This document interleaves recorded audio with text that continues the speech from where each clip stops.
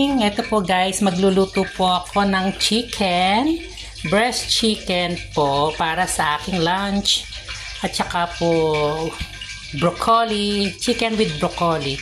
Ito po mga ingredients. Ayan po, bawang, 10 bawang, na parami ang luya, pero mas masarap. 2 sibuyas, 1 malaking kamatis, at saka po tawag dito, manghang sili. Luya, Lara. Ano pangalan sa Lara? Chili, green chili.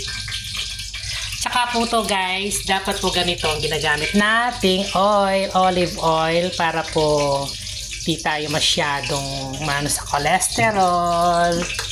Ayan guys, pinapainit ko po itong yung mantika para po medyo anin ko muna itong aking chicken para po siya prito ko muna po ng konti hanggang sa mag-brown po siya. And guys, nakatakot minsan yung bismillahirrahmanirrahim. Nakakumuray nga po natatakot ako. Ayan guys, bismillah. Hi, diyan po ako natatakot guys sa tilansik ng mantika. Yan. Ito po dapat ang ginagamit nating sandok guys, para hindi po magano. Ay, ano ba yan? Nagdikit-dikit yata. Ayan guys. Anin ko muna po para po mag-brown siya. Ayan. Sabi po nila, fresh po to, pero mukhang ganyan. Parang di siya mukhang fresh. Breast chicken fresh. Ayan. Papag-brown ko muna po siya guys. Bago ko po, lakasan ko muna yung kalan. Ayan. Ayan guys. Ayan guys, medyo nagba-brown na siya. So, naalis ko na po sa mantika at igigisa. Ayan guys, dahil wala po akong stand, kuha na po yung bawang. Ayan. Kapag brown muna po.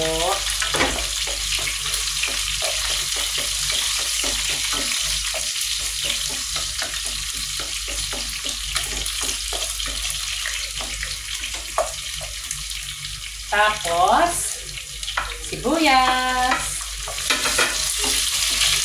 Halu-haluin lang po ng konti para, may chicken pa dito. Pag nag-brown po siya, ihalo na rin po ang kamatis. Ayan guys.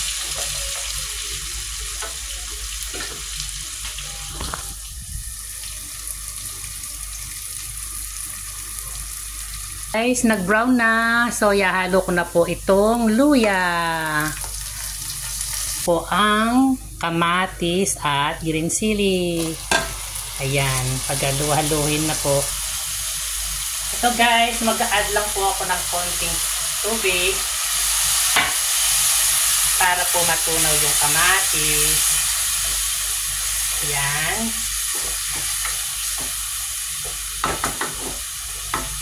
Hinaan ng konting apoy. Mag-add ng salt. Di po muna po masyadong marami. Tatansyahin muna. Mag-add po ng chicken powder. Hindi po masyadong marami. Konti lang po. Ayan po. Curry chicken powder. Mag-add po ng paminta. Mag-add po ng powder na masala. Hindi po ako gumagamit ng bechin at tagal na po akong hindi nagbe-bechin.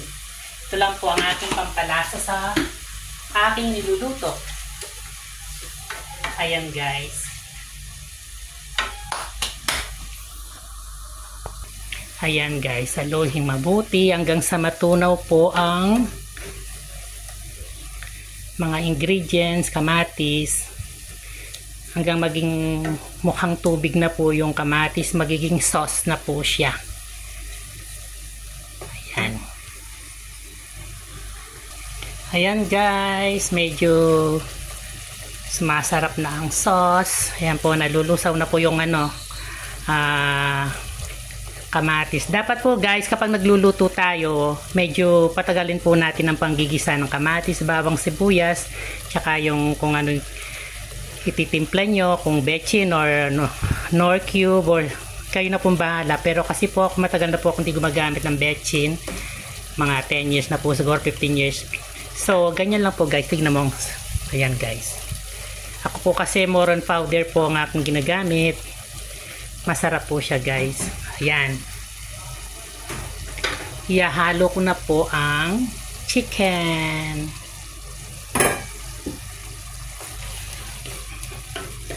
Ayan guys. Ayan.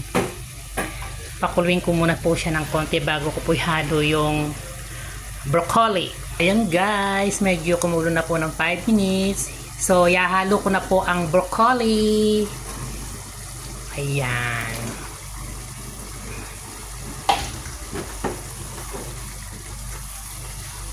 Ayan. Hinahan ng apoy at takpan. Ayan po guys. Mamaya ko po ipapakita ang finished product ng chicken with broccoli. Ayan guys, ito po. Wow, yummy. Ayan guys, sarap po ng aking chicken with broccoli. Ayan po guys ang finished product. Titikman na po natin. Ayan guys. Oh, napakalambot. Bismillah.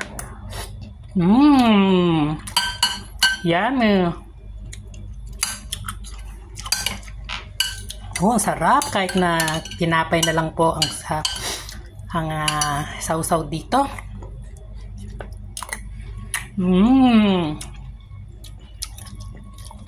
Ayan guys, ang finished product po ng aking chicken with broccoli. Tayo na po ang ilaw, ay ang kalan. Tapos na po ang aking niluluto for today, my lunch. Chicken breast with broccoli. Bye bye!